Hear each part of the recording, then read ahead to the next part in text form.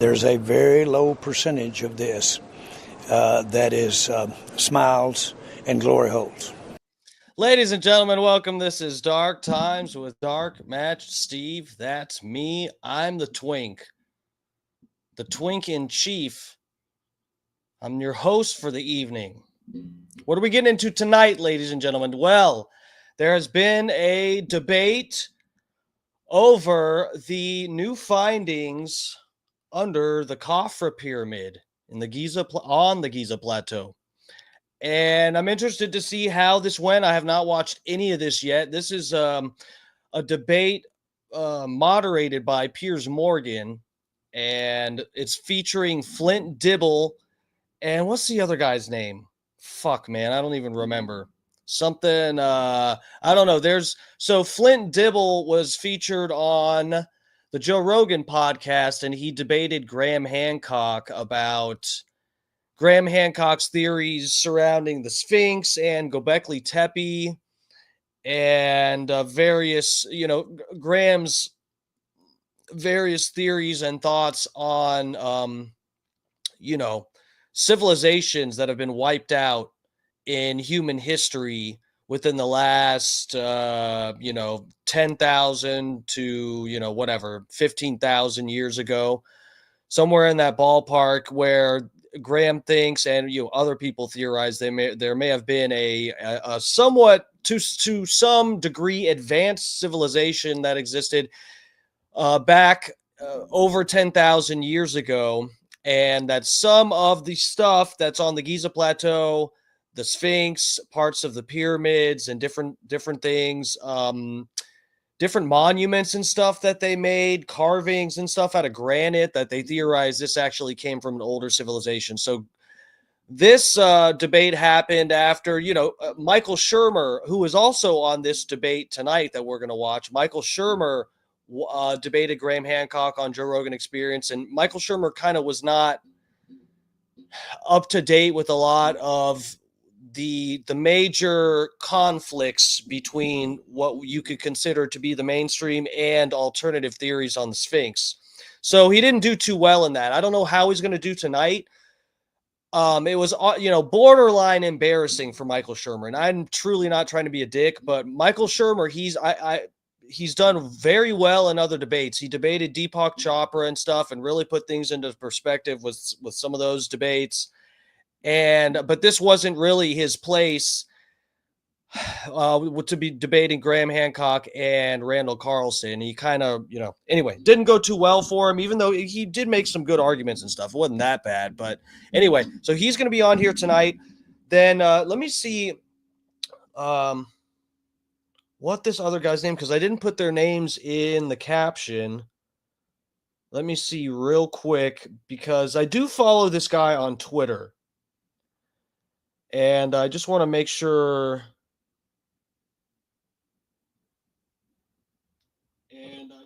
Okay, I just pulled up my own video. I'm going to give myself a like because I deserve it. And Jimmy Corsetti. Okay, just read it in my caption. He is a guy that I've seen. I followed him on Twitter, and he talks about just different shit related to alternative theories for recent human history regarding megalithic structures and things like this, the pyramids, Göbekli Tepe, all that stuff. So this guy is going to come face to face with the insufferable Flint Dibble. Now, if anyone remembers Flint Dibble debating Graham Hancock by himself on the Rogan podcast, this guy is the wormiest fucking annoying. Graham will say something like, well, it's remarkable. We have these structures here that they're made out of one solid piece of whatever, and it seems to indicate this, and it's magnificent. I mean, it's just incredible the way they did this, and da-da-da-da-da. And then Flint Dibble goes, it's really not impressive, no, and you're wrong about the date on that, and we know why you're wrong about the date on that. And it's just, he's like, he is the most insufferable critic of Graham Hancock that I have ever witnessed. This guy apparently has a YouTube channel. And this is, again, like we talked about last night, this is your fault, guys, that I don't have as many followers as Flint Dibble, okay? You guys need to share my stuff. Someone actually shared my P. Diddy parody song, which is cool. But anyway, I'll stop blaming you guys and bitching about not being famous yet. So Flint Dibble, he's completely fucking insufferable. I can't stand the guy. It's just annoying. He seems like a person that South Park would do a caricature of, a whole episode. Maybe not a whole. He doesn't deserve his own episode, but Flint Dibble. Yeah, and then the whole time. Also, we don't really have time to go back. Let me pull up. Hold on. I will actually do this. If I just play a couple seconds, I don't think we'll be in bad shape.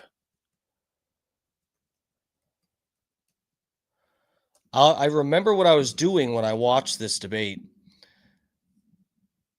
I was painting fence panels. Here, let me bring you guys to this tab with me. So JRE, Flint Dibble, and Graham Hancock. If you see the thumbnail here, he's wearing this. He thinks he's like Indiana Jones. This guy is pathetic. But look at him with his fucking hat. He's such a fucking snob and just a nasty person. Hold on, we'll unmute this. If you see this whole time during the debate, Graham Hancock is sitting there and looks over at Flint and Flint Dibble refuses to look at Graham Hancock during this whole debate. He's talking to Graham Hancock and refuses to ever fucking look at him. Chat, I'll be with you guys in a second. I'm just putting this out there. Good. Did I shut my computer? Yeah. I'm sorry. Should I unplug it then? Yeah. Okay.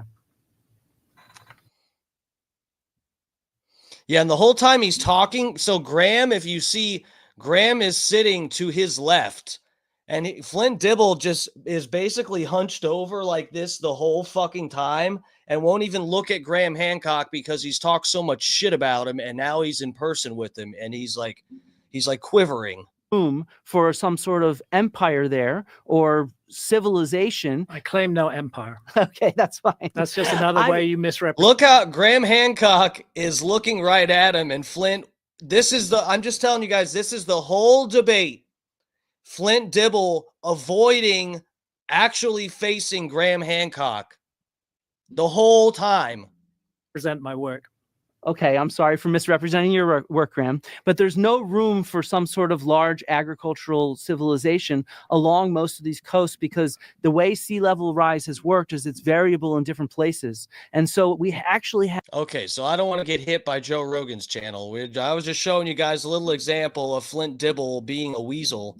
Let me get to the chat and we'll get started with the Piers Morgan debate featuring Flint Dibble, Jimmy Corsetti, Michael Shermer, and a couple other guys familiar with these subjects on YouTube. Holyoke Joe, holy shit, he's the first one in here. God bless Dark Match Steve. Thank you, sir. I appreciate it. Thomas Gilson's in here. Hysteric Eric. Bob Cook. Welcome, guys. Let's get on in here. Trickle on in here. We'll get started. Fucking the Fat Pig. Lover. Good evening. Good evening, Sweet Tooth. Stacy G. The G herself. Stacy OG, as I refer to you. Thomas Gilson. Dutch Duke is up in here. What's up, Lover? How's it going? Promo code Lummy. Lover. Friend. Trying to get down here. I'm feeling as slutty as Pat O'Brien. I don't think I can take two horny bastards in my chat. Here's Pat O'Brien. Daddy Steve, let's see that big juicy corn cob of yours. Go put on gray sweatpants and grab a handful. I do appreciate the enthusiasm. I can't do that on here, Pat O'Brien. I would love to, though. It wouldn't hurt. Let me just say, I'm not that well off, but it sure wouldn't hurt my numbers if I did that. Rainey's in here slinging houses, selling properties. She's got houses. She's got land. She's got square footage in the Gaza Strip. Jolly, Holly, Bubba Army. What's up? How's it going? Was anybody watching Stein's show? I tried calling into his goddamn call-in show. I've gotten through before, so I guess I should let other people enjoy it some. Snizzle Slizzayer's in here. Good evening.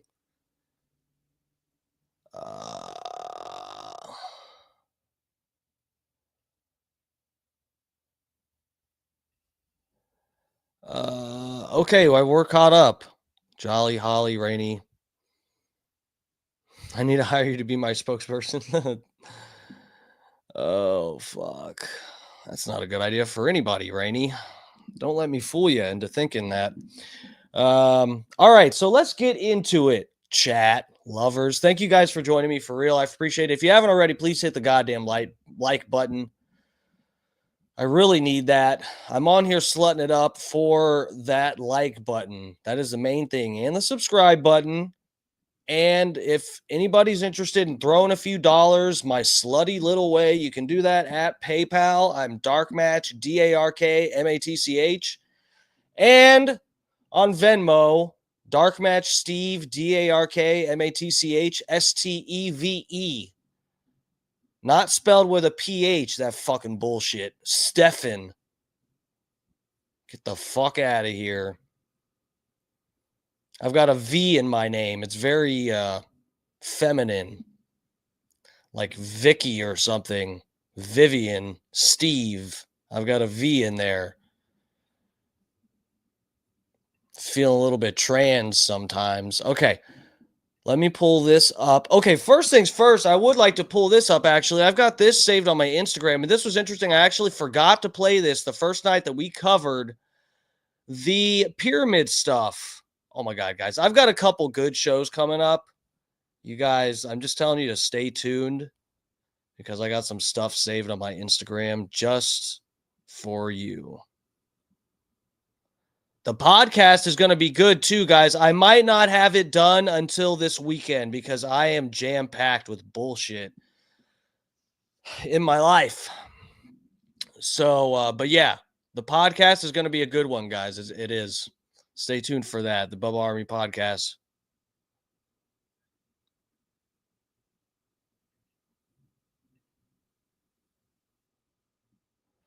All right, look at this shit. We've got a UFO at the pyramids. I don't know if this is real, but Giza, just outside Cairo, and there's literally a UFO circling right over the top of the pyramid right now. Look at that. It's moving slowly. It's like it's scanning the structure or something. I've never seen anything like this in my life. It's definitely not a helicopter or a drone. It's completely silent except for that weird humming noise. It's hovering directly above the pyramids right now. Almost like it knows exactly what it's doing. I swear this feels unreal. This is like history, guys. You're seeing exactly what I'm saying. I have no idea what I'm witnessing. This is incredible. Over the pyramids of all places. What does this mean? Okay. This is unbelievable. I'm standing here right next to the Great Pyramid of Giza, just outside. okay, so I don't know. According to this guy, what he said, it's buzzing. This could be a fucking drone. Who knows, guys? See, this is the thing. When I see UFO footage, I'm not really impressed until I see it zipping around and doing shit that a plane can't do or something. I don't know. I'm not super impressed, but I think this is interesting. I wonder, did this have anything? Maybe this was the Italian scientist who were doing the LiDAR thing. This might actually be one of our drones. By R, I mean human, not alien. Okay, so I'm going to get out of that. I'm going to bring you guys to the debate because I have a feeling this is going to get interesting. I'm telling you guys, I can't fucking Flint Dibble. I can't fucking stand him, dude. Jesus Christ. Okay, here we go. Yeah, you're muted, bitch ass. He looks like a squirrel or a gopher or something. Where are we? Okay. Before in depth, it's never been tested. It follows all the rules of pseudoscience. There is Pseudoscience. Oops, that's the wrong button. Over here. Playback speed. Let's do this for now. Reason to think that maybe these guys have something going on here, but it's being poo-pooed out of hand because it's the pyramids and because it's got some goofy alien woo attached to it. If it was up to me, we would drill a hole straight down through the Giza Plateau, stick a camera down there with a light and investigate, and that'd be the quickest way to do it. sounds cool, man. Drill, baby, drill. Let me quote, what's her name? What was her name? The Alaska bitch that ran with what's his name? Drill, baby, drill. Sarah Palin. The mighty pyramids of Giza are among the most studied monuments in all of archaeology, but more than 4,500 years since their creation, scholars still debate how they were built, what they were used for, and what further secrets may lie within them. Well, last week, researchers in Italy presented bombshell new findings, which claim to have discovered evidence of a vast hidden city beneath one of the pyramids, including 4,000 feet structures built tens of thousands of years before the first man-made buildings existed. Clearly, this sparked huge interest among those who theorize about lost ancient civilizations. And amid frenzied coverage in the media, let me tell you guys, I don't know. See, this is the thing. I want you guys to know there might be some people who aren't really that interested in this and whatever. I feel like the only reason you could not be interested in this is just because you're really not quite aware of how significant this is. This just puts into question all of recent human history. For sure, the history of civilization. This is actually fucking nuts. You know, we went over this. I don't want to beat a dead horse or repeat myself too much on the stream here, but you know, we just went over some of this the other night. One of the main issues, Zahi Hawass and Graham Hancock were butting heads. Zahi Hawass, who was, or at least the head of Egyptology and antiquity, whatever the fuck over there in Egypt, he is one of the authorities in which people get the official history of Egypt from, okay, basically, if I'm not mistaken. Anyway, so one of his major concerns, and it wasn't him actually, it was one of the other guys that confronted Graham Hancock and Robert Schoch and fucking the other guy when they were bringing into question the age of the Sphinx. They said the Sphinx looks like, if you look at the Sphinx enclosure where that it hasn't been touched, it hasn't been reworked, or no one's tried to fucking redo it to make it look better. Like they've worked on the Sphinx, the body of the Sphinx, but the enclosure that the Sphinx is down in bears the what some would say is the unmistakable marks of water erosion. This is on the walls of the Sphinx enclosure that they say some geologists, including Robert Schoch, a professor from Boston University. Okay, these are not quacks, random fucking people from Alex Jones's website or something. Some of these people that are seeing water erosion are real credentialed professors and stuff like this in geology, okay? When these people brought this theory to the heads of Egyptology and stuff, saying, hey guys, look, the Sphinx, you guys say it's like 4,500 years old or so, but the Egypt in this area has been fucking bone dry since then. It's just been a fucking it's like in the inside of a vacuum cleaner, straight up dust, filthy fucking dust, sand everywhere, no fucking rain, dry as fuck.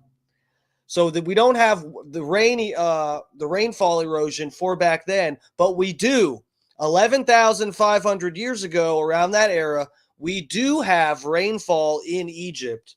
And so we think the Sphinx goes back to at least 11,500 years ago. Also, they picked that date because the Sphinx itself is an equinoctial marker. So if you guys, this is a very Bubba Army niche, but if you guys remember, Dr. Dan, if you guys saw on his Instagram how he posted the picture of the sunrise at his property, he was talking about how his property is an equinoctial marker. So if you think about that, the Dan's picture of the sun rising, and it comes right up where his front door and his property goes out to the street, his walkway, the sun rises right there at his property or whatever, or is it his dock? I forget. Anyway, just like that picture you saw, when you look at the Sphinx, when you are facing the way of the Sphinx or standing on its head, you would be facing the sun rising in the spring equinox.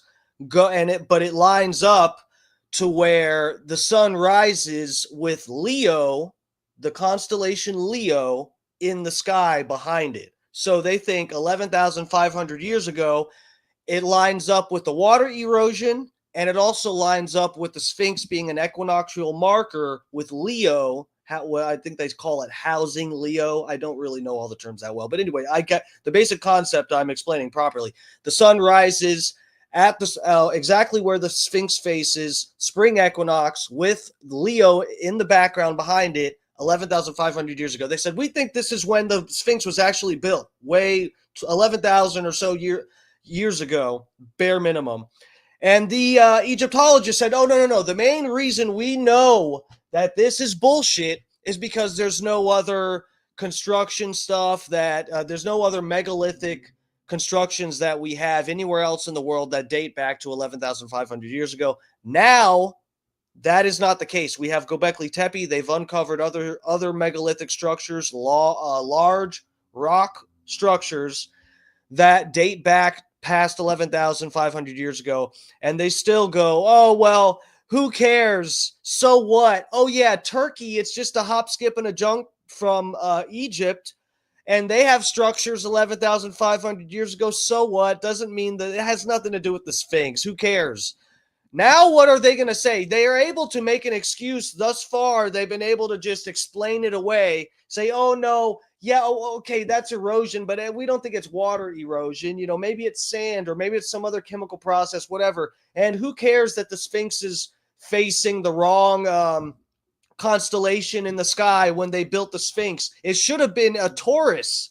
If you go back, I think, to 4,500 years ago, when they supposedly built the Sphinx, it is Taurus in the background, housing the sun on the spring equinox. Why they would build a cat to face a bull in the sky doesn't really make sense. It's just kind of weird. Johnny Fradley's up in here. What's up, Famalam? Thanks for joining us. Snizzle Slizzer, did I say hi to you already?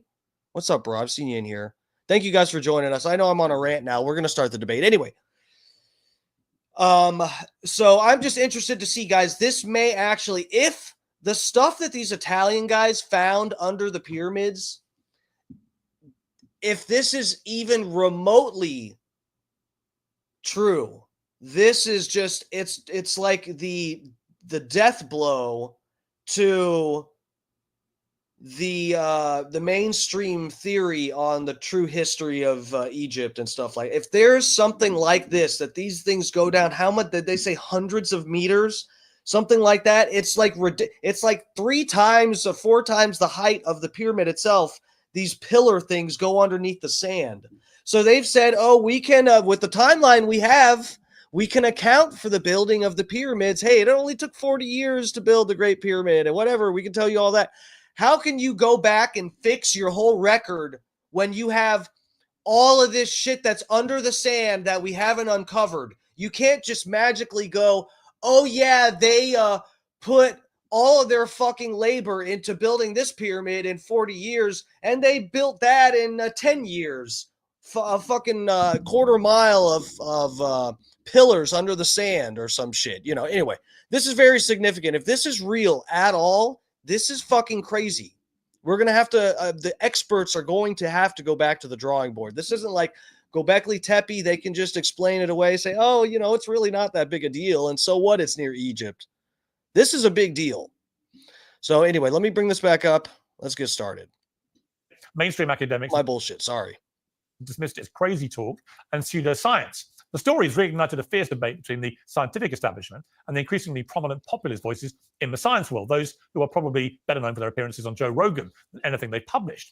And this special edition of Uncensored will bring together both sides of the scientific chasm for a deep dive into one of history's enduring mysteries. Let me say, guys, this is a very good debate for Piers Morgan, because I don't know if I've told you guys, look, he's MAGA. When we come to Piers Morgan's thing for political stuff, and this is no offense to him, but I think he has, he's got a bias towards the MAGA movement a little bit. He likes Trump. We know this. Okay. So you can't, you don't really expect him to maybe be as fair in moderating. I feel like this is a subject he might be closer to staying right in the middle lane and being very fair about this and letting these guys spar it out and not trying to cover for Trump or Elon or something. So to walk us through exactly what the researchers claim to have found, Jay Edison is an independent No disrespect to Piers Morgan. For real. Follow his channel, subscribe, hit the like button, all that shit. researcher and host of the popular YouTube channel Project Unity, which explores the frontiers of consciousness, ancient mysteries, and unexplained phenomena. This ticks all of those boxes. So Jay, welcome to Uncensored. So for those who are not pyramid experts, tell us about these claims and why people are getting so excited by them. Yeah, Piers, it's a real pleasure to be on the show. I really appreciate the invite, and definitely want to highlight. Well, Sniz, it's like it may be okay. So this is the thing. I'm telling you guys, if you have the time and you're interested, go watch Graham Hancock debating Michael Shermer with Randall Carlson on Rogan's podcast. It's a long podcast, you guys, but it is worth the listen. It's very interesting. It's very interesting. There's a couple times where Michael Shermer even kind of makes a point that accidentally supports Graham Hancock and Randall Carlson and stuff. It's very interesting. So, Snizzook, this really depends on what you mean by advanced technological civilization. If there is a culture or a civilization that is actually way past our advancement in terms of technology or something, maybe they wouldn't really use metal and stuff the way we do. Clearly, they're building giant stone structures that are meant to last thousands of years and have lasted thousands of years through multiple epochs of civilizations of people coming and trying to rob the stones and stuff. There's so many people have quarried from the pyramids and they're still standing. It's been thousands of, just think, even if we go by the mainstream explanation that the pyramids are made around 4,000, 5,000 years ago, around then. Even if we take that, we have 4,000, 5,000 years of civilizations of people working with granite, stone, limestone, which is it's mostly like granite and limestone with the pyramids. All these people, thousands of years of people have been quarrying, fucking up the pyramids and stuff. They're still standing, and it's fucking incredible. So this is a building technique from back then. As we all know, there's people that have shown how you move the stone. There's interesting videos and stuff on YouTube of people showing how you can actually move really heavy stones just by you putting like pebbles under them and pivoting them the right way and stuff. That's fair. That's a fair point, and that's very interesting and cool to see. But putting these stones together in the way that these people did, where you can't fit a hair in between the stones and they interlock in a way that if you make the slightest fuck up, by the time you get to the top, you're not even going to have anything like a pyramid shape. I mean, it's just the craftsmanship here, the level of perfection is actually mind-blowing. And this isn't even bringing into account the vases and they're not clay. They're actually vases carved out of stone and stuff that are using techniques that are still to this day baffling for people. We don't even know. You can say, oh, we know how to move big stones here and there. We've got cranes. You can pivot and whatever the fuck. We still don't know how they put this shit together the way it is. So perfect. Some civilization was on to something that is lost. That is, like, I think goes without argument. But what could have happened? Sniz, you're saying 50,000 years it would take for whatever. We don't know what it looks like for an advanced civilization that possibly does not use, like, they're not building metal buildings, possibly. They're not driving cars with fucking fossil fuel. They may have some other technique of using technology that the buildings themselves, the structures, they built structures to withstand cataclysm and apocalypse, but maybe there were actually so few of these people that some apocalyptic thing happened. Maybe they got off the planet and or were completely destroyed. So, I mean, we just don't know what the fuck happened back then. That's the main thing.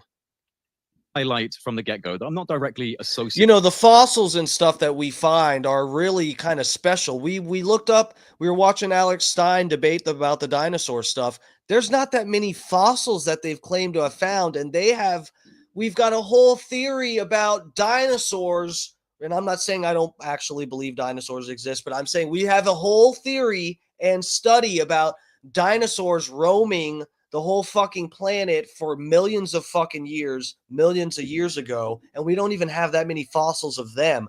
We're just talking about a civilization that is basically human, probably anatomically human, that lived alongside us, but that maybe they had advanced brains or whatever the fuck, advanced technology, and they got wiped out. We do know, going along with Graham Hancock's theory on the history of the recent human history, going back to 11,000 or so years ago, we do have a cataclysmic event. According to them, we have the Younger Dryas impact hypothesis, which says there was probably multiple cataclysmic things happening within the same span of like a few hundred years, where you have some kind of impact that they think caused major flooding and problems. And then also Dr. Robert Schoch, who is the geologist from Boston University, says that there was these like solar events that were happening, causing lightning that was like inconceivably powerful over the entire planet. So there's just so many theories on what the fuck could have happened that could have for sure wiped out people. And it may have been just a few fucking idiots, the average fucking idiots hiding in caves, banging rocks together, not really doing advanced stuff. They happen to be in the right place, right time. Enough people survived. And anyway. With the team behind the CAFRA project. I'm a researcher who has a particular focus on ancient prehistory and the stone building cultures of this period. And I caught wind of these claims from the team over in Italy, as you mentioned, quite early on, and started digging into it immediately. Now, there are some fair critiques out there, but there are also, in my opinion, some unfair critiques. And I'd like to address those during this talk, but I also don't profess to be an expert on all of the technicalities involved in this scientific study. But I do believe I've researched this adequately, and I'm concerned that assumptions on the capabilities of the technology being deployed by the team are actually driving a lot of this mainstream dismissal of the findings before they've even really had a chance to explain themselves to the masses. Right. Okay. So that clears your position up. But what is the story for those who are not really, who just hear a story about the pyramids? What is it, and why is it so potentially so exciting?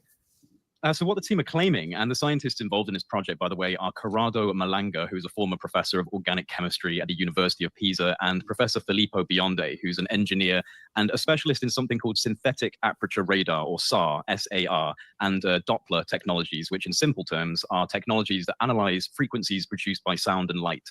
And Filippo Bionde is also recognized for his geophysical surveys of archaeological sites. Really, he's the head of this project and claims to have developed a technique for using these technologies, the SAR satellite scans and this Doppler integration. And I can explain what that means in more detail in a moment. Through these methodologies, the team who have been deploying these satellites to scan the Giza Plateau. Well, that's a very good point. Hysteric Eric. Man, these could have been civilization millions of years ago for all we know.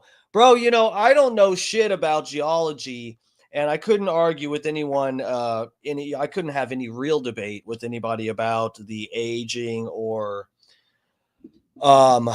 erosion of stones and stuff in that area and whatnot. But dude, I mean, yeah, we just don't fucking know. It's so interesting. There's, you know, a couple of the pyramids have structures and stuff inside of them. The pyramids themselves are said to be thousands of years old, and there's structures inside of them that bear weathering marks, which says that implies they were outside for a while when it was raining, which already puts us back 11,000 years ago.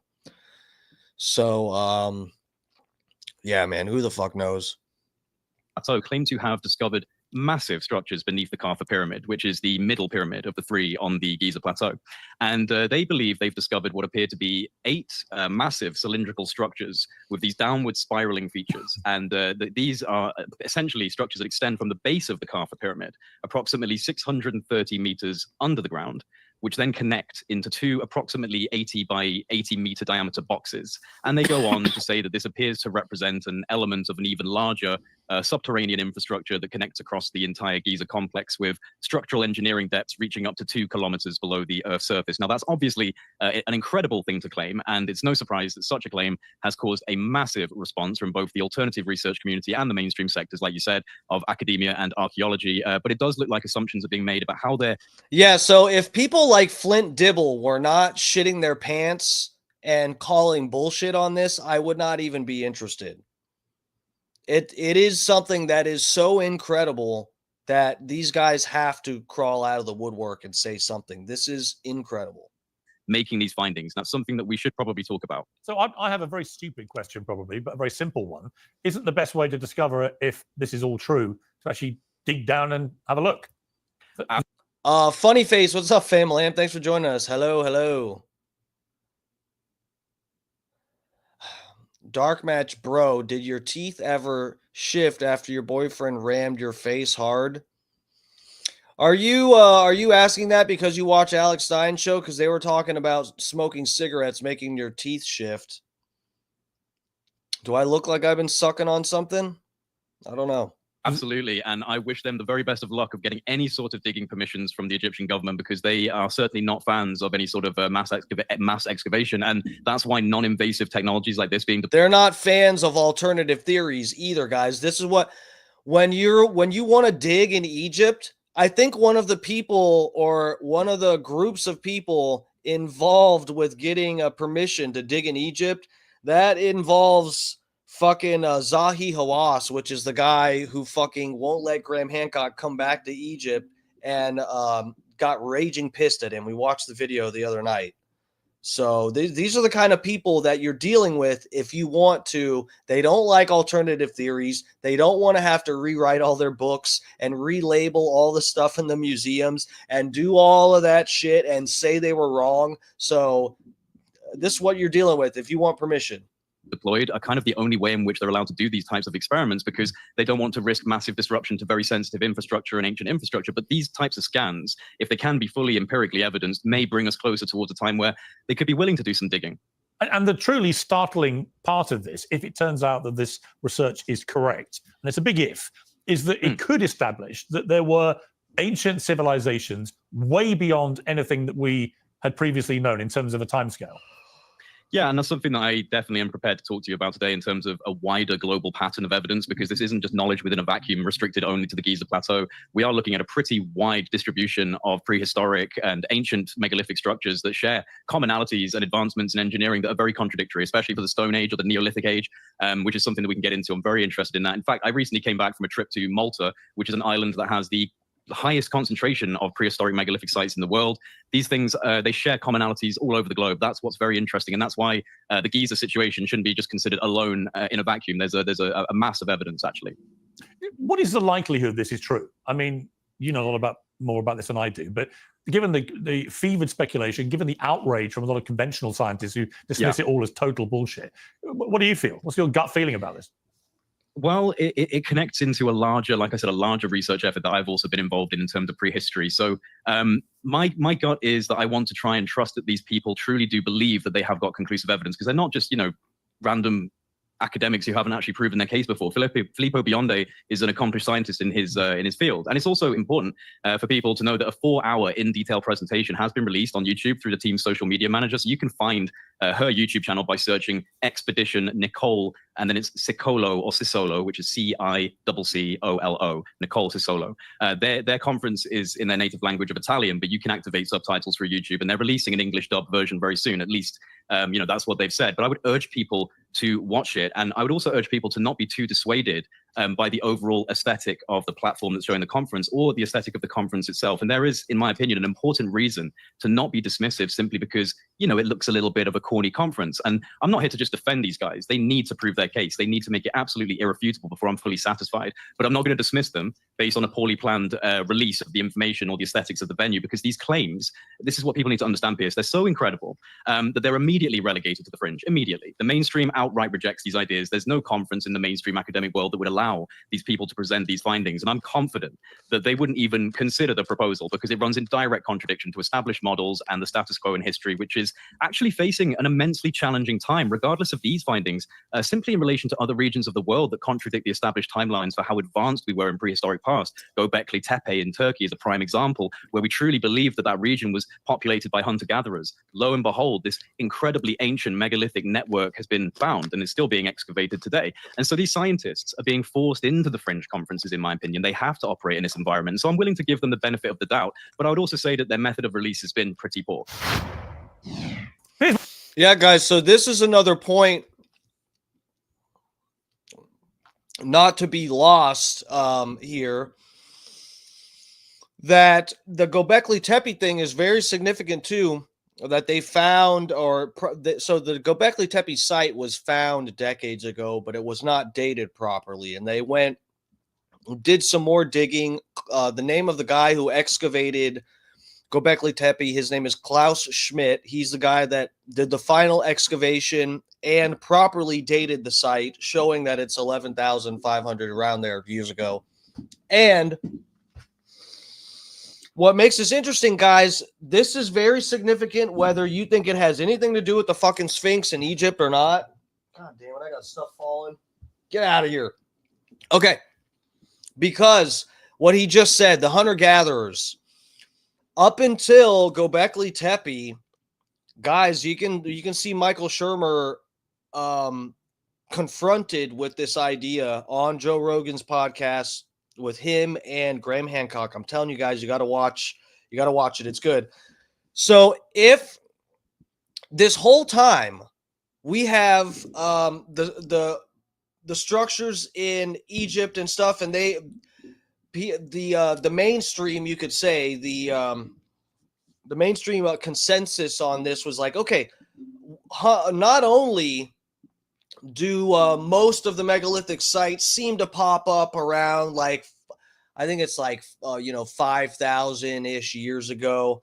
I'm not as familiar with the Anunnaki bullshit, and I know some of that stuff is supposedly, some of those structures go back to, I think, about 5,500, 6,000, something like that. But they said, the mainstream has said, one of the reasons we know that the Sphinx wasn't built back 11,500 years ago is because we were hunter-gatherers. We were nomadic people that were roaming around the planet and stuff. We're roaming around, rummaging for fucking food, following herds and fucking killing shit, and roaming around when stuff was in season and whatnot. Why? And this was the mainstream question. This is the logic. If you're nomadic people, if the mainstream is right, you're nomadic people back 11,500 years ago, you're constantly traveling and going around searching for food. You're not going to stay in one spot and build megalithic structures because you are hunter-gatherers. You don't have the time or technique to be able to do that. This was the mainstream theory. Now, that had to be thrown out. Now they say the mainstream is more reluctant to say that, oh, there was advanced civilization back then, and this you have to rewrite history a little bit. They just go, oh, well, I guess nomadic hunter-gatherers did build megalithic structures. I guess they did. Even though our whole mainstream theory on the history of civilization has been built upon the fact that hunter-gatherers roam around and don't make megalithic structures, we'll just undo that little detail. That's how they explain it away. Piers Morgan Uncensored is now proudly independent. If you like the show, we ask only one thing: subscribe on YouTube. And yes, I'm eating my bacon and eggs. Okay. Piers Morgan Uncensored on Spotify and Apple Podcasts. Now let's get straight to the point. Support for today's show comes from a business focused on a critical issue: prosperity. U.S. national debt is at crisis levels. Inflation has made life more expensive for everybody, and the stock market is precarious. Are we in an ad right now? What the hell? He says buy silver. Go for it, guys. With the description. Now on with the show. Yeah, I mean, it's kind of fascinating. I mean, I think as a result of the COVID pandemic, for example, that the sort of warfare over information science and so on, I think there's a much bigger appetite now to challenge orthodoxy and to challenge science. Phase Cops, what's up, bro? Thanks for joining us.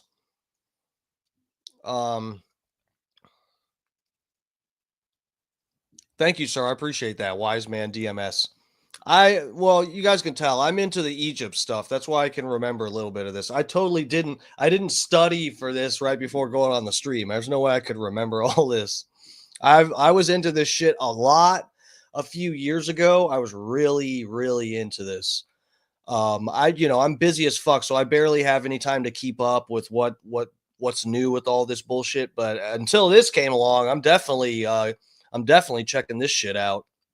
Now, some of that might be dangerous. Some of it might be healthy. I think there's a kind of healthy balance to be struck. I certainly think discussing these things is completely reasonable. And you sort of, you damn people with facts if you have them. What's interesting, and maybe we'll wrap with this with you, is why would the Egyptian authorities be so reluctant to let anyone get down there and have a look? Why would it not be in their interests to potentially find evidence of an even more ancient civilization which could electrify the world and shine a very glorious light on Egypt? Well, honestly, I'm sorry. I actually thought we had an hour straight, you and I. So I've prepared to really go deep into all of those questions. No. We do not. We simply do not have the time to layer in all of the different. I've actually got a bunch of scientists following you who are going to debate it. And I'm sure they're very angry with me. But at the same time, I would like to just say that there are deeper implications to all of this in terms of the possibility of a pre-cataclysmic civilization. When you really start to look at the evidence, and again, I would urge people also to have a look at my own videos on Project Unity, where I go into the global pattern, because this isn't just Egypt. There are evidences all over the globe of highly advanced megalithic stone builders that were constructing extremely sophisticated, celestially aligned, acoustically engineered. It's profound, actually, in terms of what we consider the Stone Age to be and what these structures clearly evidence they actually were. So I think it actually runs in direct contradiction to so much of our historical model. It's going to be very disruptive. If we discover that there was an advanced megalithic stone building culture that was doing things that actually seem scientific and technological with natural materials, again, this is something I wanted to get into with you, the idea of using very natural materials on the planet that have energetic components to them. These cultures were doing this. And the one thing I will finish off on, if you'll allow me, because before the experts get on, it's important that we do this. A lot of the critics are saying that this SAR technology, which uses ground penetrating radar, can't possibly scan 2 kilometers below the Earth's surface. And so how could the team possibly be leveraging SAR technology, the satellite scanning radar technology, to arrive at these findings of deep underground structures? But this is where people are not understanding that Professor Bionde is saying he has a different method that integrates his expertise in Doppler technologies. These, again, are technologies that analyze the Doppler effect, which in simple terms is the analysis of frequencies produced by sound and light. Now, I'm not trying to be too complex, but unlike ground penetrating radar, Bionde's SAR technique uses X-band microwaves that barely penetrate the ground. Okay, so it's literally scanning less than 30 centimeters of the ground. But these scans can detect very subtle surface vibrations that are caused by resonating voids and structures underground. So the claim is not that they are firing a sci-fi radar 2 kilometers into the ground. The claim is they are sweeping the subsurface level, analyzing vibrations and using very complex computational methods to produce models of what these vibrations are and how they're being caused. That's what's giving them these images. It's not that they're just piercing through the earth, because that is not possible. I mean, finally, one word answer. Do you believe it? I really want to believe it based on the evidence around the world, but I'm not willing to just state my claim on it. Although I will say this, based on the images they've released, it is certainly very provocative evidence that there are massive structures under the ground. Whether they are the exact shape and proportion that they're suggesting, the evidence of their data from the collection of these satellites does suggest massive structures underground of some form. And we need to look at it. We need to look at it and not be too skeptical. Yeah, I don't see why. Why wouldn't we just have a look? Jay Anderson, great to talk to you. Thank you very much. Thank you so much. Well, here to debate all this, a superstar panel of big brains, who it's fair to say don't exactly enjoy a meeting of minds on this subject or on science in general, firmly in the traditionalist camp of mainstream academia. Milo Rossi, archaeology educator, environmental scientist, and author. He's the brains behind YouTube channel Mini Minute Man, where he calls out pseudoscience in all its guises. And Dr. Flint Dibble, an archaeologist from University of Cardiff. And opposing them, alternative scientific theorists and Joe Rogan regulars, Jimmy Corsetti from the Bright Insight podcast, and Dan Richards from Debunking the Past. So welcome to all of you. Very excited I've got you all together to talk about what is either one of the great discoveries of modern times or a complete load of bullshit. So let's get to the nitty-gritty here. Professor Dibble, what do you think? All right. First of all, thank you for having me. I love. You guys, here we go. Flint Dibble is gonna choose some fucking acorns and bury some in the ground right in front of us. So let's watch. Sharing archaeology with a wide audience, and look, I'm just Flint Dibble, the human squirrel. Going to be frank here. I think that I would love this kind of stuff to be true, but it is total bullshit. It is absolute and utter bullshit for so many different reasons. Number one, they're using a method that has never been presented before in depth. It's never been tested. Number two, it follows all the rules of pseudoscience where you present things to the public, a public that is not informed on the actual evidence that we have, instead of, and it doesn't address the evidence that we actually have. So it doesn't actually show up all the evidence we have for the bedrock at Giza or for the water table at Giza. There have been ground penetrating radar. There's been muon studies. There's been electroresistivity tomography. There have been deep soundings, drillings, seismicity studies on the Giza plateau. We actually understand the bedrock and the hydrology there quite well. And in fact, the depth of the water table is dozens of meters. So anything they have found would actually have been completely submerged underwater at any time in the past. And so this is the problem. What they're doing is they're just starting off with grand claims from unproven technology, and they're not addressing how it integrates with all the evidence over 100 years of research on the Giza plateau itself. And so it's just... Yeah, so that's the thing. This is one of the... This is kind of the thought process, and he kind of just gave it away here. This is the thought process with a lot of the Egyptologists and experts in a lot of this. Is that when you find some interesting data, when you find something interesting in a pyramid or the Giza Plateau or whatever, first thing you think is, how does this go with the mainstream theory on human history? It's like, you know, when you go, when, what's a fucking term for this? What's a phrase? It's like when you have a hammer, when the only tool you have is a hammer, you just go looking for nails and you find stuff. You think other things that aren't nails are nails, and you start hitting other shit with a hammer type thing. You know, it's like if you're strictly looking to you get any kind of data and you're just looking to fucking to find more data to support some theory that you have, it's like you'll fucking morph any kind of thing. You'll fucking form it like clay to fit into whatever the fuck you need, your original theory. You just find a way to fit it into that. And if it doesn't, then you know it's bullshit. You can't possibly have to throw out big portions of the theory because we were wrong about something in the past. What? We were wrong? No. Absolutely hallmark pseudoscience, and they're already saying we can't publish this stuff in peer-reviewed journals, but these are scientists with PhDs who have published in peer-reviewed journals. And so they're just claiming to be canceled without even trying to publish this stuff for an educated audience of professionals that actually knows the evidence. Okay, well, that's a pretty emphatic response.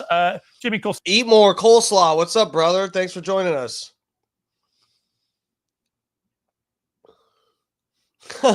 This guy looks like a Tesla Cybertruck scratcher.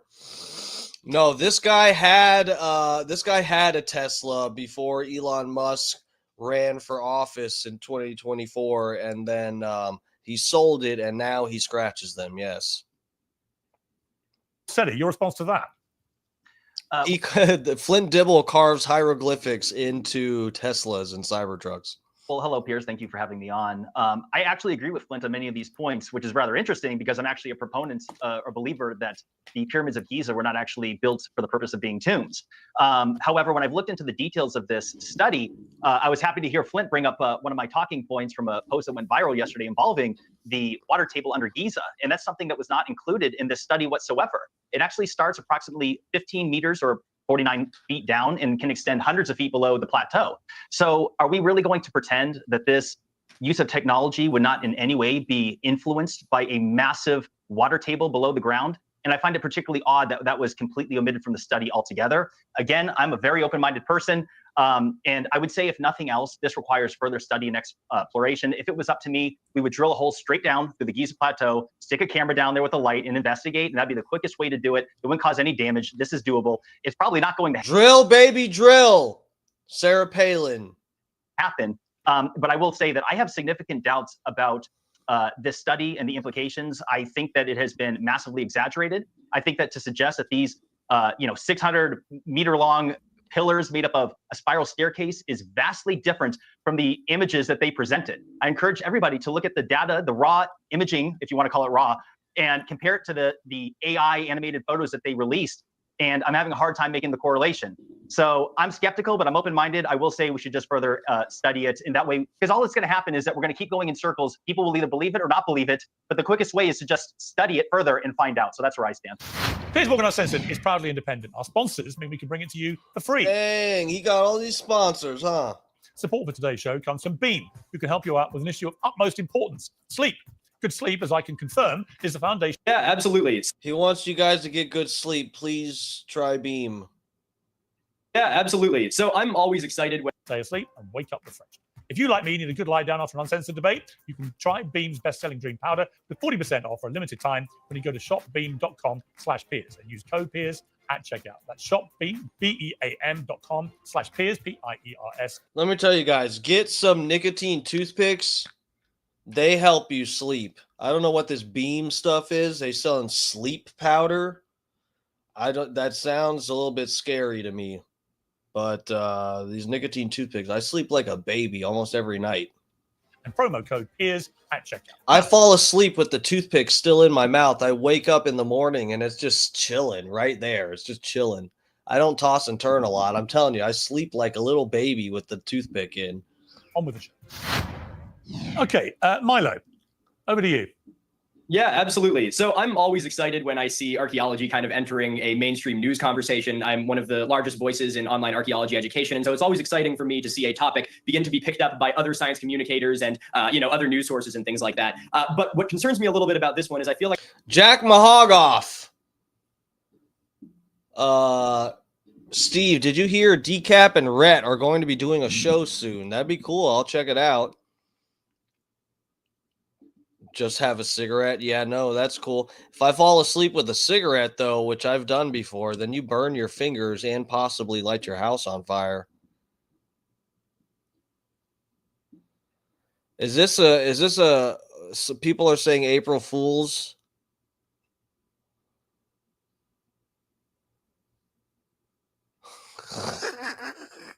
You guys are fucking nuts, man.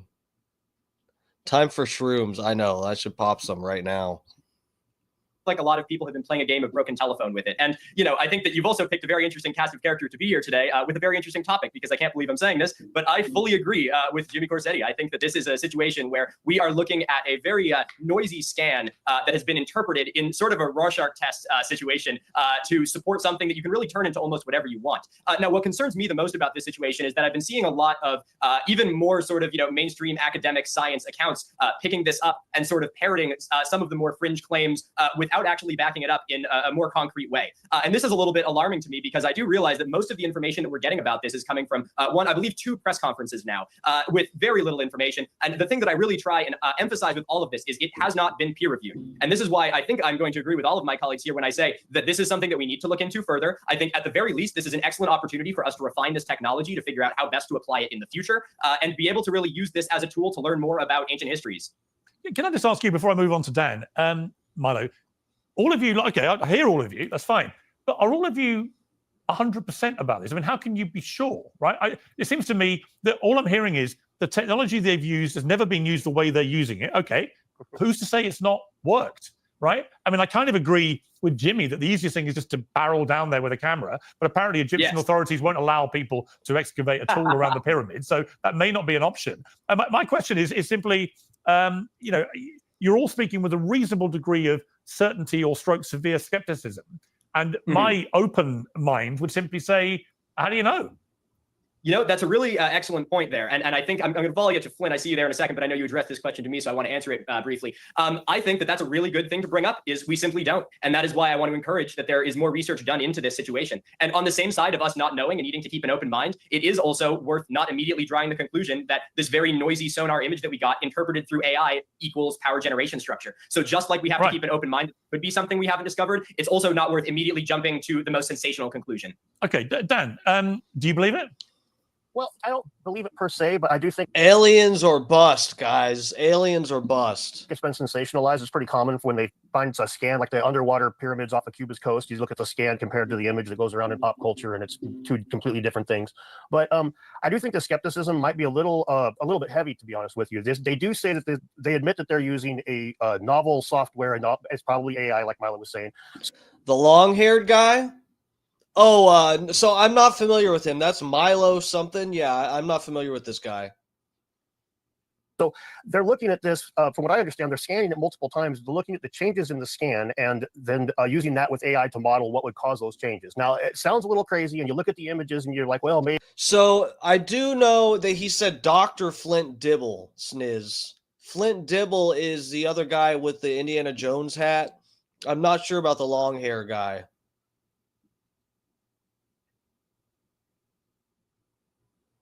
They look like very credible sources. Yeah, they do.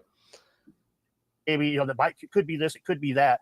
But I have to point out that none of us here know how to really read those images. And, you know, if I showed up a piece of sheet music on the table right here and said, you know, what is this? If you don't read music, you just see lines and dots. But if you read music, you see Mozart. So I think that it might be a little bit over skeptical to just dismiss this out of hand.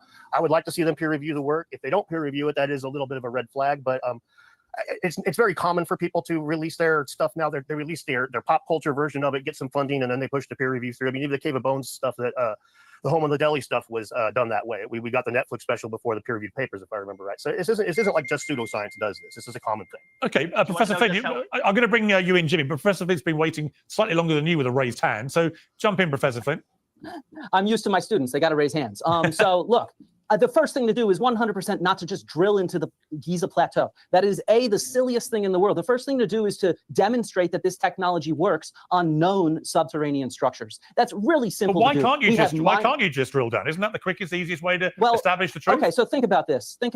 Already they have drilled into the Giza Plateau on various hydrological studies. They've excavated into the Giza Plateau quite deep underneath the Great Pyramid. They recently found the Osiris Shaft. So this is actually happening currently at Giza, these kinds of investigations. But what we're talking about here is testing 2 kilometers underground on a sensitive archaeological site to test a method that can be tested elsewhere. In archaeology, what we do, one of my catchphrases when I go to... No, he has a point here. So, I mean, if this technology is bunk, if it's bullshit, you don't want one of the main first high profile uses of this technology. It's you don't want it to be, if this is one of the earliest, I'm not familiar with the tech that they're using for this, but if this is one of the earlier uses, we would want to test this on other known structures, because at this point it's a shot in the dark. I mean, it's sounds fun. Yeah, let's just dig under the Giza Plateau, but I mean, is it worth fucking up something if this is actually some fucking kooks from whatever, the University of Pisa or wherever the fuck, the Italian guys? If this is a bullshit study that they did on this, then you don't want to go fucking up the Giza Plateau on bullshit claims. And we could test this tech on other things and know if they're anywhere near right about this. to the public is we always work from the known to the unknown. So if you're going to present a new method, what you can first do is test it on known features. So for example, at the site of Ostia, the port at Rome, that has been investigated intensively by Simon Kie and other scholars. Sarah Partak, I just interviewed her for my YouTube on this very topic. She's the one who wrote the textbook on remote sensing from satellites in archaeology. So she worked with that team and she tested doing visual satellite imagery against their magnetometry and GPR, confirming that all three of those different methods saw the same things underground. And then 5 years later, they actually used a similar technology. They used synthetic aperture radar from satellites, SAR, the same thing. And what they did was they tested it again against what we already knew. And it showed that it works. Now, they're not using the same kind of deep sounding here. They're just doing stuff from mildly under the surface. But it's very easy with this technology to demonstrate that it works by testing it against known subterranean structures instead of just making claims. Oh, with a technology we haven't proven, we've also found the most amazing archaeological discovery in the world. Why would you actually damage an archaeological site? Because anytime you excavate, it's damaging. To test a technology that's unknown when you can do that elsewhere. But what people will say, Professor, they'll say, well, of course he'd say this. He's an establishment figure. He doesn't want to have the orthodoxy challenged. He can't even contemplate the notion of ancient new civilizations that are more ancient than any we knew before. And he's just turning a blind eye to this bombshell development rather than getting wildly excited and wanting to lead an Elon Musk style experimentation on Explorer, going the different way to Elon's rockets up to space, this time going down into the bowels of the pyramids to find potentially one of the greatest discoveries of modern times. They think you're a bit of a fuddy-duddy, Professor Flint, who just doesn't want to take the chance. I am a fuddy-duddy without a doubt. I will not deny that in the least, but I can tell you that all of archaeology is about discovering new stuff. That is what Busted. Fuddy-duddy. Gotcha. I do. Every paper I publish is about new theories and new evidence. That is what we do. We love new evidence, but what we need to do is demonstrate it clearly. And what they've done is they've started off by saying, hey, you've never heard this, but I'm already being canceled. It's just like pre-cancellation. They're claiming they're being canceled. And then, of course, we say, hey, that's BS because you're just using that rhetoric to get attention, which is all it is. Okay, or Jimmy, what they're doing is they're doing exactly what Elon Musk has been saying about Mars. They're saying, look, we've got to get up there and we've got to colonize. It sounds impossible. It sounds incredibly difficult, but we've got to do this for the future of mankind. And we're going to think big and we're going to get up there and we're going to colonize it. And you know what? Maybe we will. But he's got a very open mind about the ability and potential for life on Mars. If we can take that view to getting to a different planet, why would we not at least get excited enough to send, an exploration vessel down below the pyramids? I mean, it sounds like one of those things you could do. I mean, if Netflix did a series on this, it would blow up the internet. We could do this very easily. There's no reason not to drill a hole into the Giza Plateau. We're not talking about doing it straight through the pyramid. There's plenty. The Giza Plateau is quite large. And how big is it? For those who are not pyramid experts, how big is this area we're talking about? Good question. That is a good question. I've seen it from satellite imagery, and it's very large when you see compared to the surrounding area. I couldn't give you an exact dimension, but a vast majority of it does not have any square mileage. Let's see the Giza Plateau. Let me think off the top of my head from what I've seen pictures and stuff. I want to say it's probably, man, I don't know.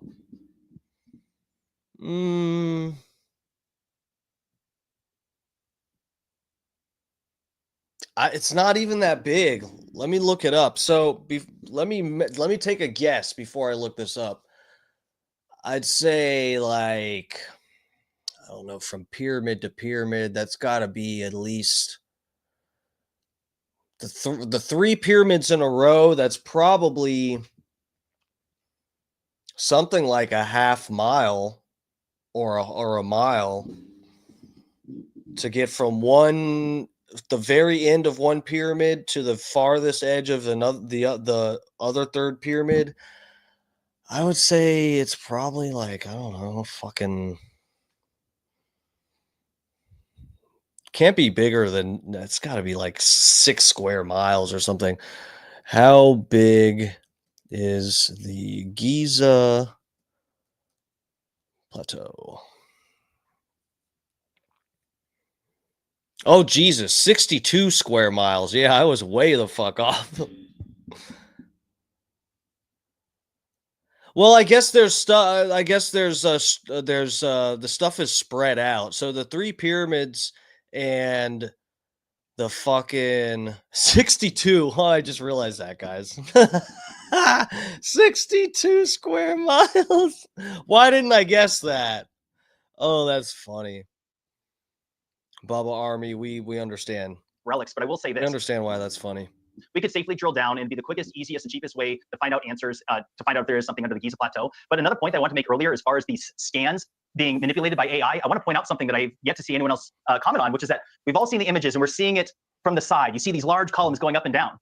well, these scans are taken from satellites looking downwards, yet we're being presented something as if we're looking at it from the side. Yeah, so how is that possible? It's not. It means that it's been massively manipulated. Okay. Like to an extreme level, probably. Okay, Milo, you're parked, I believe, in the mainstream camp generally with your thoughts. But again, the same question to you: are you a little bit too stuck in your thought process that you don't want to contemplate something because it sounds fantastical and maybe flies in the face of everything that you believed? But isn't the point of being a scientist to think the unthinkable, to dare to dream the undreamable, to go, as I used to say in my favorite TV show, Star Trek, to boldly go where no man has gone before? It seems to me you're being a little bit on the negative side, you mainstream guys. Yeah, I appreciate that, and that was a very eloquently put, Piers. That is something that I see commented quite a bit. Is oh, you're just part of the mainstream, you're part of the establishment and things like that. And really, it's honestly quite the opposite. I try and talk a lot about these different, more alternative history discoveries and topics within that space because I believe that there is something worth talking about there. Most of what people know me for online is discussing things which can broadly be classed under pseudo-archaeology, but at times there are things that I come across that I do believe are actually very true and grounded in some sort of reality. So that's the question I've got for you, Milo, which is you I think view Dan and Jimmy as pseudo scientists, right? I would say to that, I'm not a scientist, interviewed lots of scientists, but how do you know they're pseudo scientists? I mean, isn't the beauty of science that you're all trying to find new stuff, you're all exploring new ideas, you're all testing existing theories, you're all trying to advance the planet's knowledge of its history and so on. What makes them pseudo scientists and you guys the good guys? Absolutely. That's a very good question as well. So broadly, kind of the answer that I want to give for that is within kind of the scientific space, it's something that we do want to have a very large interaction with the public. This is something I think is really important. I think we're very want for citizen science in this country, and I think that we really need to try and break down those walls so that science doesn't feel like something that is elite and untouchable. At the same time, it's also worth noting that many people who are in the scientific space are people who have dedicated their lives and careers to understanding these topics. And I start to identify pseudoscience when I see people with very little actual experience in the field speaking over those who do have a lot of experience in the field, claiming that their discoveries and what they've put together are something greater than what the scientific kind of consensus has worked towards. The scientific body is not something that is homogenous. It is all over different countries in the world. It's multinational. It's many ages. It's been carried out over hundreds of years. This is something that doesn't have like one particular, at least in the archaeological field, not one particular agenda to push. And so when I see one person sort of entering the space and saying, well, actually, every single one of them is wrong and they've been lying to you the whole time, that kind of sets off some alarm bells for me. Okay, Dan, what's your response to that? Dan, can you hear me? It looks like he froze. Oh, he's frozen. Dan is frozen, which might be that. Oh, no. Dan, that was almost like a conspiracy moment where you got frozen before you could defend yourself. Archaeology shuts down Dan Richards. But Dan, it's the Jews. The suggestion, Dan, that you're nothing but just kidding, a pseudo-scientist, a junk scientist, and you should keep out of their lane, the mainstream guys. Well, let's put it this way. Like Milo just said, we're talking about people with expertise in certain fields, and like Flint has studied seeds. That's his job. Now, by the time I was 25, I'll go out on a limb. I can say this with confidence. By the time I was 25, I'd studied the pyramids more than both Milo and Flint have at this point in their lives combined. I know a lot about it. Graham Hancock knows a shitload about that stuff, but they will dog him to the bitter end because he doesn't know as much about stratigraphy. He doesn't know as much about carbon dating. But they're not talking about this specifically. They're talking about other things. And like they mentioned, like Milo mentioned the amateur, the impassioned amateur. We are the #1 market for archaeology. If you write a book about archaeology, guys like me are the ones lined up to buy it. If it's good, if it's interesting. Now, if it's just stratigraphy, you're gonna have to sell it to students. But if you're actually selling a product that's marketable, I'm at the front of the line. But you guys have alienated me. And if you look at the Society for American Archaeology, at their original bylaws, at their original constitution, they say 2 things about interested amateurs. 1, they want to bring more into their fold. 2, they will only offer them help when asked. But they don't do that with us. If we say we're interested in something over here, we can expect these guys to come and poo-poo all over it. Look at this study right here. Like they say, well, we don't know for sure that it works. Okay, we don't know, but we do know that that type of telemetry has only been used for about 3 feet or 3 meters under sand for the most part. But in this, they do have images of the inside of the pyramid. We see the images of like the King's Chamber. So it works through limestone. It works through a lot further than it has in the past. So there is reason to think that maybe these guys have something going on here, but it's being poo-pooed out of hand because it's the pyramids, because it's got some goofy alien woo attached to it. There is definitely a knee-jerk reaction to these sorts of things in the alternate history community. Probably the Baghdad battery being the best example. Ask any archaeologist that digs into it, and they will tell you, well, yeah, you could make electricity with those. Look online, you'll find even Milo's got one. There's thousands of guys debunking the things, and they work. But that's just actually a very important thing to mention there, Dan, is when I made that video talking about the Baghdad battery, I actually was contacted by an archaeologist from the University of Pennsylvania who spoke to me more in depth about it. He's an archaeologist who works at the Royal City of Ur. He's worked in all kinds of... Yeah, so if you guys aren't familiar, the Baghdad battery, so this is... they found this thing in Baghdad.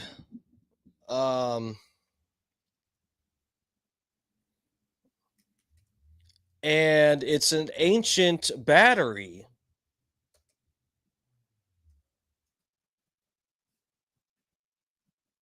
Damn you. Let me bring you guys to this other tab so I can show you guys. This is interesting. The Baghdad battery. I heard about this through Graham Hancock, I'm pretty sure. Maybe Rogan. I don't remember exactly. But anyway, Baghdad battery is a name given to a 2,000-year-old clay jar with a stopper found near Baghdad believed to be a type of ancient battery potentially used for electroplating.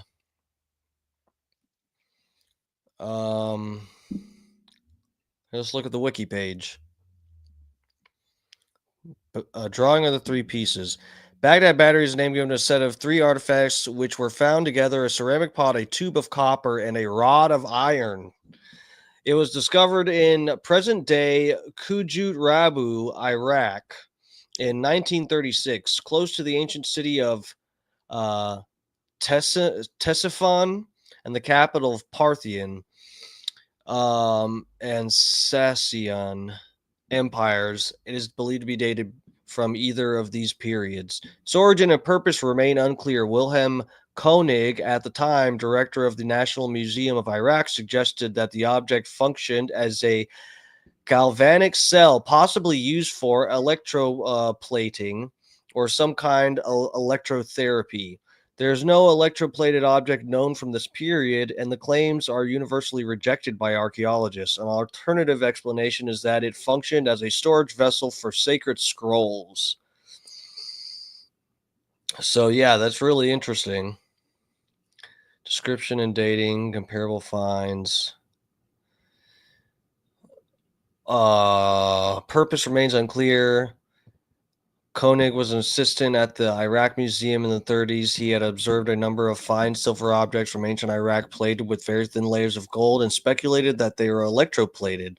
In 1938, he authored a paper offering the hypothesis that they may have formed a galvanic cell, perhaps used to electroplating gold onto silver objects. The interpretation is rejected by archaeologists. Okay, so anyway, that's Baghdad battery, guys. Let's bring us back to the debate tab.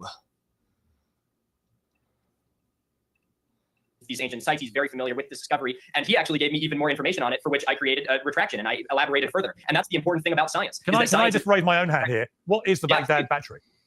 So the Baghdad battery was a artifact that was discovered, in Baghdad. It was these little ceramic cones that had an asphalt sort of cap on it with two pieces of metal sticking in and a residue left over from some type of acid. It's been claimed that this, is everything from something used for electroplating, very small electric charge, all the way up to something evidence that there was ancient power grids. Now, I am obviously firmly believe that this is not evidence of power grids. We need to see a lot more for that. But there actually is some archaeological evidence to suggest that this could have been used for electroplating or a ceremonial ritual. Perhaps you put a sculpture on top made of metal, you put your hand on it, you get a little jolt. That would be pretty interesting, but a little bit hard to tell because these artifacts have been lost and destroyed during all of the wars in the Middle East. And so it's a little bit challenging to revisit those. But another great example of why it's important for archaeologists and scientists to keep an open mind and why we try to do that with every discovery we come across. Okay, we're going to have a little bit of fun with all of you now. We're going to have a little quick fire quiz, right? Because as well as the pyramids, there are lots of alternative other scientific theories that have been boosted a lot by the likes of Joe Rogan, who I think is brilliant, but he loves to get the old theories espoused and debated and gets everyone going. So let's go through these. I'm going to start with you, Professor Flint, and move down the panel. I just want a very quick response to each of these. So we've got 6 things, and you'll know them all. So I want a very quick response. So the first one is the theory that the Earth is actually flat rather than a globe. Professor Flint. It is a globe. We can see it from space. We can see the curvature when we're up on a plane. It's fairly clear. You can even see it on the horizon from far away. Milo? Yeah, bullshit. And it's one of the ones that I even love because even myself and the people in the alternative history space can all agree on this one. I think it's complete bullshit. Well, we're about to discover if that's true. Good God, if one of these guys says that the Earth is flat, that's not going to look good for us, okay, guys? Jimmy. Yeah, better. Absolutely false. Eratosthenes had proved this 1,500 years ago by measuring shadows at noon from a certain distance apart and proved curvature that way. Before we end this podcast, Piers, we have to talk about the hidden chamber inside the Great Pyramid that hasn't been excavated. It was discovered over 8 years ago now. That if there's a single mystery involving the Giza Plateau, it is the confirmed scientific studies that prove through Muon technology that there's a massive hidden chamber somewhere above the so-called Grand Gallery. They discovered it 8 years ago, and nobody's gone looking yet. And nobody, so that in itself should be a real topic of conversation. Sorry to digress. I agree. Come on your show without mentioning it. Okay, Dan, the Earth is flat rather than round. No, I don't think the Earth is flat rather around. Sorry, I'd love to give my enemies ammo, but no. You see, you guys don't sound pseudo at all to me. You all sound very mainstream. Let's try the next one. Professor Flint, life didn't evolve randomly, but rather was designed by a greater God, sort of godlike intelligence. Now, I believe the latter on this because whenever I ask my logical friends, experts, and they say, oh, it all started with the Big Bang or whatever, and I say, fine, but what was there before nothing? And because they can't answer, because the human brain cannot comprehend what was there before nothing, de facto, there must be a superior being to a human being that can actually answer that question. Therefore, there must be a godlike higher form of intelligence because we're not able to even answer that question. Unless you're about to tell me what was there before nothing. You asked like 4 different questions there. One of them had to do with before the Big Bang. One of them had to do about the evolution of life. Well, you get my not being point. an astronomer or a physicist, I'm going to stay away from what was before the Big Bang, and you can maintain that kind of belief. But I do want to correct you. Evolution is not random. It involves natural selection. And as someone who studies ancient animals, I can actually see selection traits in seeds and animals, for example, from domestication. We can understand how seeds evolve to fall off plants. We can see the changes, for example, in skulls. I get that, but sorry to be pedantic, but do you agree with the Big Bang theory then? I think so. I trust my colleagues in other fields. All right. So what was there? So final question for you. What was there before the Big Bang? That I have no idea. I don't think any scientists have even touched There you go. It doesn't make me a pseudoscientist to say, well, there you go. Milo. Yeah. Well, I am a firm believer in the process of evolution. I have quite a lot of experience in environmental science. I love natural history. We have very strong chronology to. So what was there before the Big Bang? I have no idea, and anyone who tells you they do is completely full of shit. Do you accept that because you can't explain what was there before the Big Bang, there must be something more intelligent out there that can? Well, that's a very interesting question, Piers. I've actually I've had a few comments before. They always stuck with me of people trying to. That is a bit of a leap there, Piers. Literally ask me, Milo, can you debunk the existence of God? I'm like, are you kidding me? Absolutely. Like, what kind of question is that? Like, if that was a thing that could be yay or nay, we would have solved that thousands of years ago. I'm not here to argue about faith or tell you what you should and shouldn't believe. There very well may be something beyond the Big Bang that we can't comprehend. We're little tiny monkey brains wearing clothes. I have no idea. Nothing matters and everything is fake. Jimmy? I'm a believer in intelligent design. I think that evolution only proves that theory in my mind. I believe that wherever this started is exactly where we're going after we die. I think consciousness lives on. I've seen the signs and miracles in my own life to prove that there's something beyond the veil of the human eyes. I believe that we're spiritual beings inhabiting a human experience, and this is probably just a massive test. When you die, you probably wake up and get judged by everyone around you. I don't know, but I think that in my mind that the mathematics of evolution and science in itself would be from the grand creator of the all. Dan, very quickly, because I want to get through these if we can. So just quickly. Well, it feels like to me that when you push it, intelligent design as far as evolution goes, I don't believe that, but it could be. I can't really debunk that sort of thing. When it comes to the Big Bang and what came before it, to me that's kind of you can always kick the can further. It's like, okay, well, what came before the God that figured out the big was stuff before the Big Bang? Well, that's my point, though. Only a God could explain it. Before that.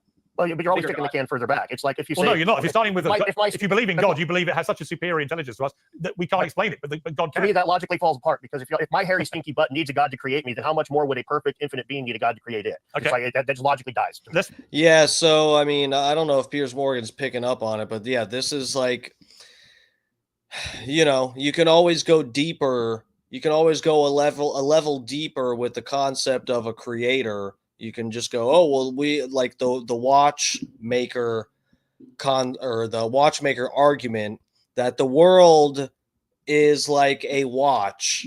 The world is so crazy. It's like, if someone from some fucking tribe that hasn't contacted, modern society or whatever was just walking on the beach and they found a watch, they would probably be able to figure out like, oh yeah, someone made this. This is a thing that was this was made by somebody intelligent. Look at the ticking hand and whatever. And so people make this comparison with the world. The world is so fucking the fine-tuning argument, throw that in there. The world is fucking fine-tuned, and look at how graceful the fucking life is. And life is just, on a knife edge. And somehow it became possible. The world, the planet is teeming with life. It's incredible. Then you go, okay, well, a God created that. Well, then who created the God? You can just always go deeper with it.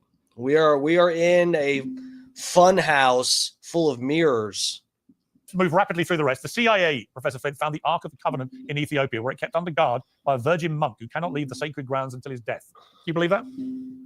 I have no idea. I've never heard that claim in my life. It sounds a little Indiana Jones-esque, which, I love myself some Indiana Jones. Yeah. If you can see, I like it. Hey, just look at your fucking stupid hat.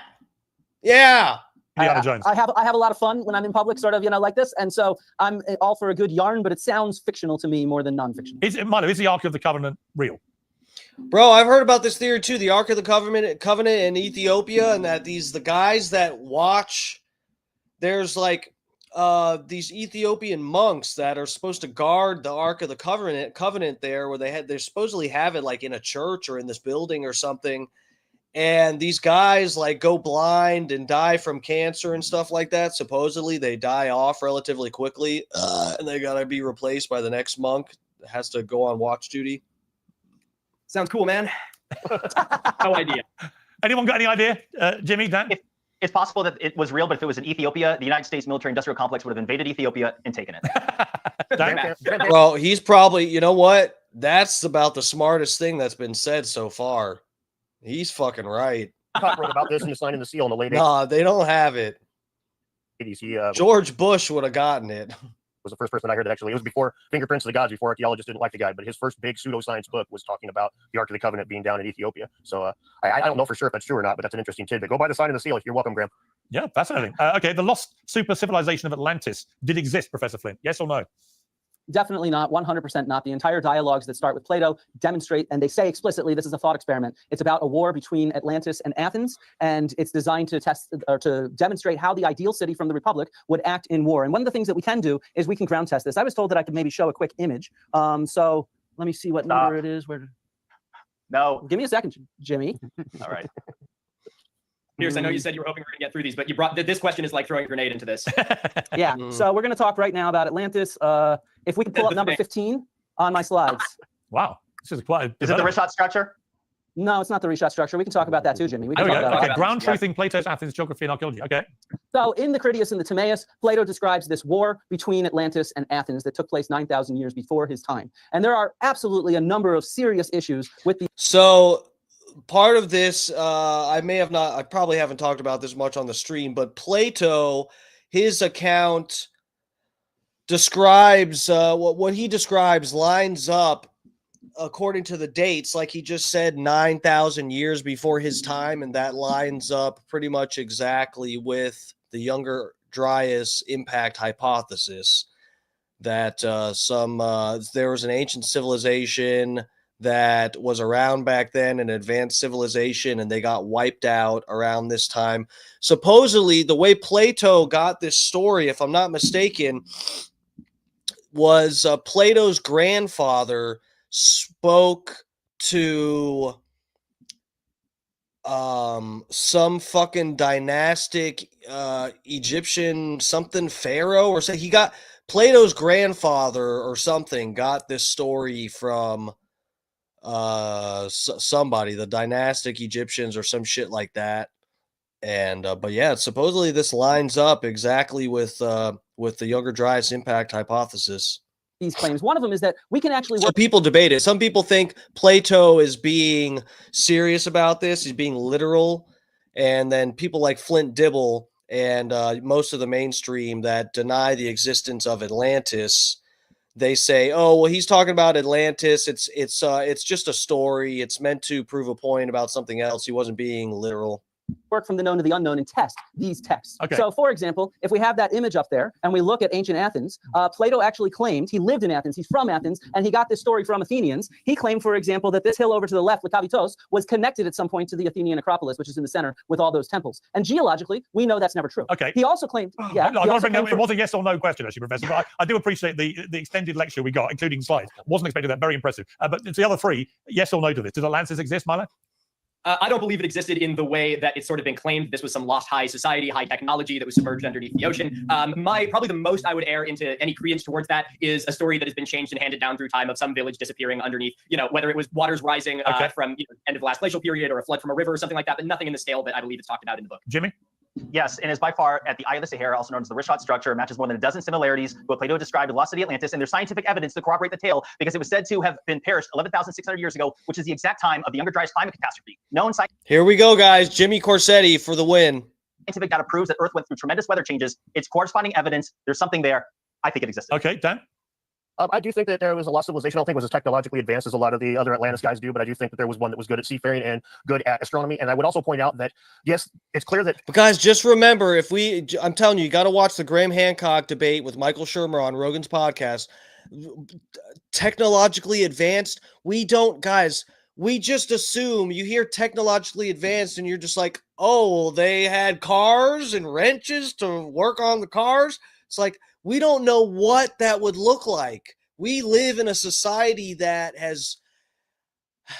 our technological advances have gone down this sort of road. You look at the Industrial Revolution and you see how we went with fucking Ford and cars and everything and the way that we use energy, fossil fuels and all this. We went down this one road of using fucking metals and gasoline and stuff. We don't know what an technologically advanced civilization that is truly people that are like, just think people that are like smarter than fucking Elon Musk appears to be or something, that they come up with some technology that's not based off of fucking burning fossil fuels to move around metal boxes. Okay. Do you think some people that are technologically advanced enough to build the pyramids couldn't, like, you think they're just gonna make cars like we do, right? No, we have no idea what technologically advanced could mean. Plato was using Atlantis as a metaphor, as an allegory in a story. However, that doesn't prove that he didn't believe it existed. As a matter of fact, I would take that the other direction. If I was to draw a metaphor for today and say that the West is falling, I would use Rome as an example, not Harry Potter land, because I'd be trying to convince you with using something that you would believe is real. So to me, the whole fact that he's using it as an allegory is actually evidence that he believed and his contemporaries believed that Atlantis was real. Okay, well, since you've all steadfastly ignored my yes or no rule, I'm now implementing it on pain of ending the debate instantly if you transgress. So I just want literally yes or no to these final two, because they are a yes or no question. We don't need supplementary thought processes. So man has never landed on the moon. Yes or no, Professor Flint? Double negatives. Well, let me ask you a simple question. Did man land on the moon? Yes or no? Yes. Milo? Yes. Jimmy? Yes. Dan? Yes. You see, you're all mainstream. And secondly, No. yes or no, UFOs have visited Earth and governments are keeping it secret. Professor Flint, yes or no? No. Milo? No. God, even I believe this one. Come on, Jimmy? Probably, but they might not be from elsewhere. They may have been here all along. Okay, Dan? I'm on the fence on this one. Sorry. Wow, I can't believe it. I would put all the money I have in the world. Of course UFOs have landed on the planet and the government are keeping it secret somewhere. Of course they are. I can't believe how mainstream you guys are. All right, let's see. Michael Shermer, god damn it. Do we have time for him? Get in here, dude. No word on all this pyramid stuff is Dr. Michael Shermer, the publisher of Skeptic magazine and the author of Conspiracy, Why the He Rational was just asking them bullshit questions. Let's see what Michael Shermer has to say about this stuff. Believe the irrational. I got to get out of here in a minute. Well, great to have you, Michael. So what do you think about this new pyramid bombshell? Is it the greatest discovery in modern scientific history, or is it, as one of my earlier panelists announced, a load of old bullshit? Well, bullshit's a pretty strong word, although it's one of my favorites for a lot of things we study at Skeptic. I would say wait and see if it turns out to be true, if they actually do an archaeological dig and find these spiral structures and so on. Okay, let's celebrate a great discovery. But so far, what we have are this ground penetrating radar images. Reminds me of the UAP videos. They're always grainy and and kind of blurry. You can't quite make out what's going on, and different people think they see different things. That's not a good sign. That allows the human mind to fill in the blanks. So you see all over the internet, particularly on X, all these artist renditions of what we're looking at. But that isn't at all what we're looking at with these images. So with any of these kind of alternative archaeological discoveries, let's wait and see. Could be, but one of the things of having an institutional memory of doing Skeptic magazine for 35 years is that I've heard all this before. That is to say, claims about the Great Pyramid complex. We'll listen for like maybe 2 more minutes of this, but I'm pretty sure, anybody that is a skeptic that leans towards the mainstream, they're just going to say, yeah, it's probably bullshit. We got to see more data. I mean, that's kind of where we're at, I guess, with this. Back to the mid 1800s. And there's been, just countless books about what it really was. The whole power generating structure for the Great Pyramid, that was a popular book in 1998. Christopher Dunn was the author of that it was The Giza Power Plant by Christopher Dunn. Yeah, we've talked about him on here before too, guys. Harmonic resonance structure that communicated with the aliens and I don't know what. So these ideas go back a long time. There's something about the pyramid. So that's kind of a dick move right there, because I don't think the Giza Power Plant book by Christopher Dunn, I could be wrong. I haven't read it, but I don't think he talks about aliens. I think Michael Shermer's just being a dick. Pyramids, they are magnificent structures that stimulates the human imagination to go beyond what we know that it's for sure what it's used for, a burial structure and a funereal monument and so on. Could it be something? Zacharias Sitchins, I think, is the guy that says aliens and the Anunnaki and all that shit is the real deal. More than that, maybe, but we have to have evidence for it. And I mean, by evidence, I mean a convergence of evidence from multiple experts, not just one alternative archaeologist who thinks he knows what it is. So, like one of my favorite alternative archaeologists, your compatriot there, Graham Hancock, who I like a lot. And one of his frustrations is that Zahi Hawass, head of antiquities in Egypt, doesn't give him as much time as he would like. Now, I guess they spend a little more time together. But the problem is that people like Zahi Hawass, who's in charge of antiquities there, he's had 100 people like Graham come to him and say, I think I know what the Great Pyramid was actually used for. It's like, yeah, well, get in line, because there's like 100 people like that. So which of the alternatives is the right one? And the way it's presented often in popular media like this is like, why are you being so close-minded and dogmatic? There's the mainstream accepted theory, and then there's the alternative. Why not give them both a fair reading? Because there's 100 of the alternatives and the one mainstream that everybody accepts. Yeah, but this is the thing. The cream, in theory, with people like Graham Hancock and Robert Schock, who is a professor, ideally, in theory, the cream has risen to the top a bit. So yes, there's 100,000 alternative theories about what the true age of the Sphinx and what really happened in Egypt and all that shit. Yeah, there's 100,000 theories, but clearly a lot of people are supporting Graham Hancock, Randall Carlson, Robert Schoch, fucking what's his name? The other fucking guy that went on Rogan's podcast years ago that he's passed now. But people have been hearing these guys out, and they have become powerful voices in the alternative theory community. So why not give these guys a fair hearing? Where the alternative scene has pushed these guys to the top. So hear them out. Possible to the mainstream archaeologists are all wrong. That's happened in the history of science. But in order to overturn the mainstream theory, you have to have extraordinary evidence. So as you know, Carl Sagan's famous line, extraordinary claims require extraordinary evidence. And if all you have is this image, this ground penetrating radar image that's kind of hard to interpret and different scientists interpret it different ways, well, let's wait and see before we make some extraordinary claim about the aliens built it or the super advanced Atlanteans built it or it was a power generating source or whatever.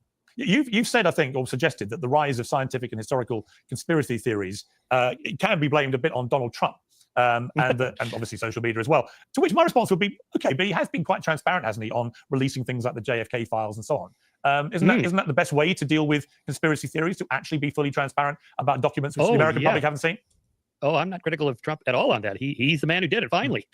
People have been threatening to release the documents. Well, my prediction turned out to be true, that it's not that the government was hiding the involvement of the CIA in the assassination of JFK, but rather what we... John Anthony West, by the way, I just remembered. That's the other guy that was on Rogan's podcast. Okay, guys, we're going to get out of here. We pretty much heard the whole deal.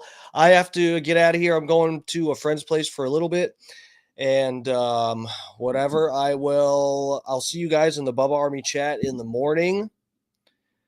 And beyond that, I will see. Oh, Scott Starboard's in here. What's up, bro? Scott Starboard is in the building. Thanks for joining us, sir. Please, everybody, hit the fucking like button. I need the help with the algorithms. All right, lovers. I've twerked for you. All I'm gonna twerk. I've slutted it up. I feel like a used whore. It's time for me to go. I will see you guys tomorrow night. Should be on by 8 p.m. right after Stein. I wish I tried calling Alex Stein's call-in deal. I wish I could have got through. But anyway, lovers, I hope he does that again sometime soon. That'd be cool to get through. And I wish I had time to call fucking Sam Hyde's number tonight. I really don't. Scott, what was Sam Hyde's number?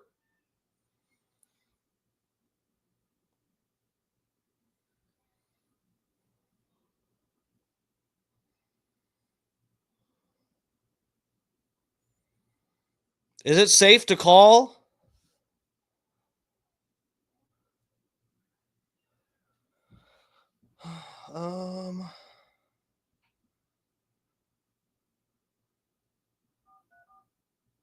What's the number?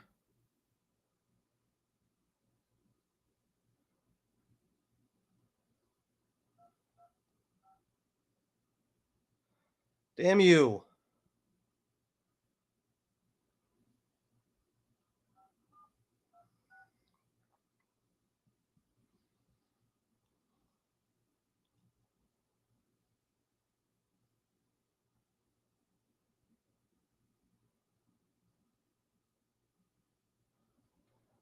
Subscriber you have dialed is unavailable. Please leave your message at the tone. When you have finished... Damn it. Did they? I guess they stopped taking calls. That was the right number. I got it, Scott.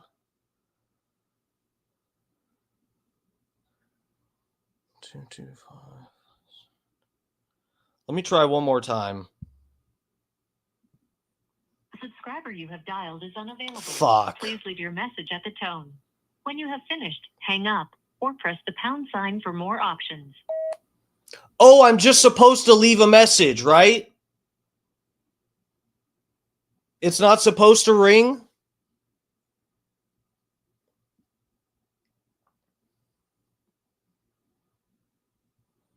The subscriber you have dialed is unavailable. Please leave your message at the tone. When you have finished, hang up or press the pound sign for more options. Hey, Sam. Hi. This is Dark Match Steve. I do parody songs for the Bubba the Love Sponge show, and I sold foot pics to Alex Stein. Yeah, you got to check out my parody song about Kanye West. It's on my Twitter page. You got to see it, bro. I need you to see it. But as far as boomer stories, so my grandparents, they hid this from me my whole fucking life, and I didn't find out until they passed away from COVID. So I was adopted by this family, and my grandparents had a different last name from my mom, and I didn't understand why. And they said my original grandfather was a little abusive towards my grandma. That's all they told me. And then I found out once they died from COVID that my original grandfather cheated on my grandmother and ran out with this other woman and then did a murder suicide. Okay, cool talk. Catch you later, dude. Okay. That's all true, by the way. I was adopted, but my real grandfather did a murder suicide, and I didn't find out about it until my grandparents died from COVID. Okay, guys, that's ending on a high note. I'll talk to you guys tomorrow. See you, lovers. Take it easy. Be safe. I'll see you in the Bub Army chat in the morning, and I'll see you on my stream at 8 p.m. Eastern time. Thanks, lovers. See ya.